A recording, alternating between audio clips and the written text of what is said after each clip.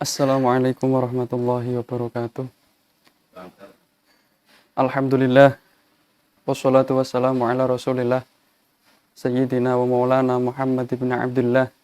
Wa ala alihi wa ashabihi wa azwajihi wa dhurriyyatihi wa ahli baitihi. Wa man tabi'a sunnatahu wa jama'atah. Min yaumina hadha ila yaumin nahdah. Allahumma salli wa sallim wa barik ala Sayyidina Muhammadin. Wa ala alihi wa ashabihi ajma'in. Subhanaka la ilma lana illa ma 'allamtana innaka antal alimul hakim. Rabbi shrah li sadri wa yassir li amri wahlul 'uqdatam min lisani yafqahu qawli. Amin ya rabbal alamin. Para jamaah NU dimanapun berada, pada hari ini, di mana pada bulan Ramadan tersebut kita semua sebagai umat muslim diwajibkan untuk berpuasa. Seperti Quran surat Al-Baqarah, ya ayyuhalladzina amanu kutiba alaikumusyamu kama kutiba alal ladzina min qablikum la'allakum tattaqun. Yang harus digarisbawahi adalah kama kutiba alal ladzina min qablikum, yaitu Allah sudah mewajibkan selain daripada kita, yaitu umat-umat sebelum kita. Nabi Adam diajarkan untuk berpuasa, Nabi Nuh diajarkan untuk berpuasa. Kemudian Nabi Idris diajarkan untuk berpuasa. Nabi Dawud diajarkan untuk berpuasa. Seperti yang sudah kita ketahui, satu hari puasa, satu hari tidak. Kemudian sampai Nabi kita Muhammad SAW juga diwajibkan untuk berpuasa. Bahkan Nabi Muhammad mempunyai puasa sendiri, yaitu puasa hari Senin dan juga hari Kamis. Tidak hanya sebagai umat Islam, tapi umat selain umat Islam pun juga diwajibkan untuk berpuasa. Seperti umat Hindu juga mempunyai puasa.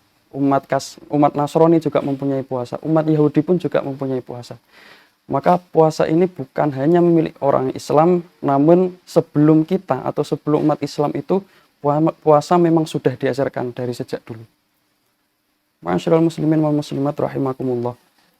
Perlu diketahui bahwa puasa adalah pembelajaran bagi kita, yaitu pembelajaran bagi rohani dan juga jasmani kita.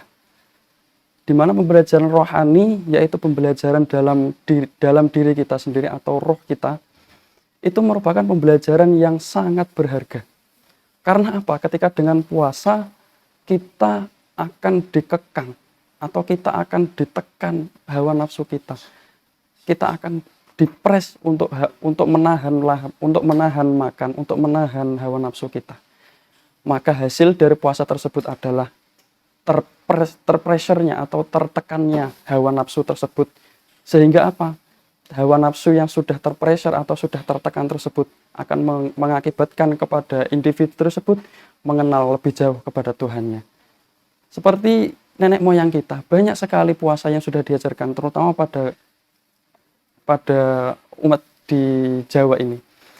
Di mana pada Jawa ini banyak sekali puasa yang sudah dilakui oleh nenek moyang kita.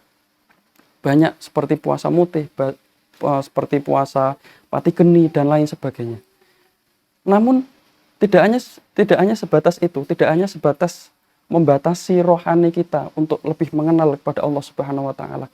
Tetapi menurut kesehatan disebutkan dalam buku yang dikarang oleh Laurel Sherwood yang edisi ke-9 tahun 2018 terakhir untuk keluar.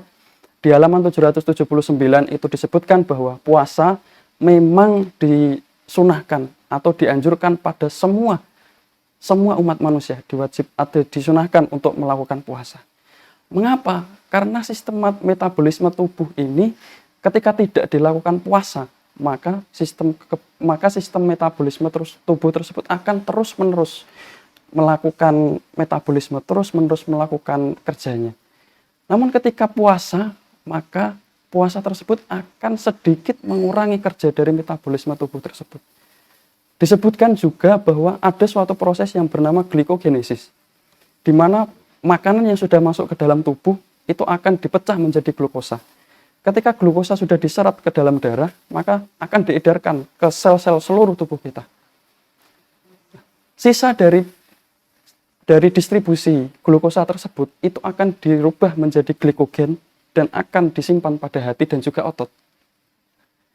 Ketika orang berpuasa, layaknya orang berpuasa di Indonesia sebanyak 13 sampai 14 jam pada umumnya. 6 jam pertama kita tidak mendapatkan asupan makanan sama sekali, maka tubuh ini akan mengkompensasi dengan mengambil cadangan glukosa tersebut yang berbentuk glikogen. Maka glikogen tersebut akan dipecah sehingga akan terjadi proses yang bernama glikogenolisis. Nah, ketika itu sudah dipecah, maka cadangan glukosa pada tubuh akan berkurang.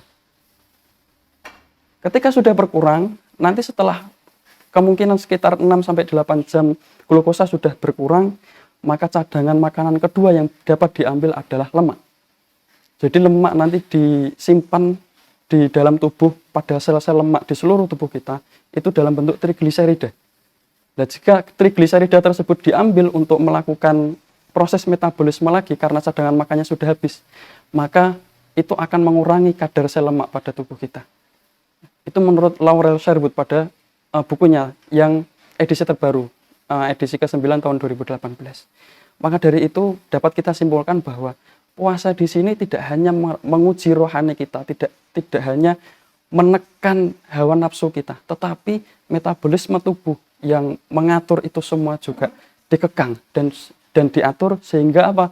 Kadar glukosa dan juga kadar lemak tersebut akan berkurang sehingga penyakit diabetes, kemudian penyakit sumbatan jantung koloner, kemudian stroke dan lain sebagainya itu bisa dihambat semuanya menggunakan puasa tersebut. Semoga dengan puasa Ramadan ini kita dapat meningkatkan iman dan juga imun kita dan semoga amal-amal ibadah kita diterima oleh Allah Subhanahu wa taala. Wassalamualaikum warahmatullahi wabarakatuh. Audio Jungle.